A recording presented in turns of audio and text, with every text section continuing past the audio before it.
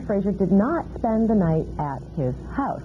Okay, that's not good. That's not good for Jeremy Frazier at all. But it gets better for Jeremy Frazier a little later on when Shawn Mulvey changes his story completely. He does a 180 and says, I lied. My dad told me to lie. My dad told me not to get involved in this. My dad was standing right beside me when I was on the phone with the police, and that's why I said I had nothing to do with it. I now want to tell the truth. I was with Jeremy Frazier all evening long. I did drive from the juice bar with him to the after party, and then from the after party to his place.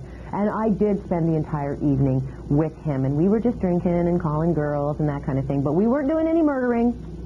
No, we were not stabbing or raping or killing anybody, and we were nowhere near Christa Worthington's house.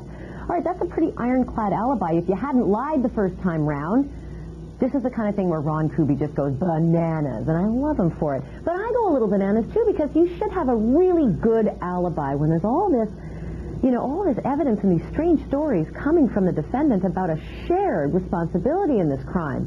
I'm not so sure that this ironclad alibi is so ironclad after all. And then you get all these weird phone calls. Yeah, this part I don't get either. What exactly would a cell phone be doing ringing in the pocket of Jeremy Frazier right around the time that the murder is committed? And who's the phone? Who's the phone call from? The police.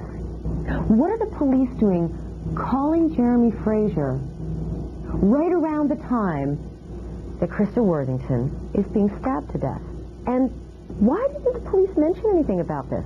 Why did prosecutors mention nothing about this on the stand?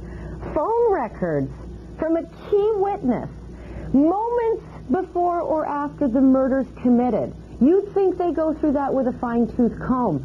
I'm not a lawyer, and I know this. And so why is it just the defense attorney who's able to bring this up on a cross-examination? The whole thing is starting to smell a little like Cape Cod tuna, isn't it?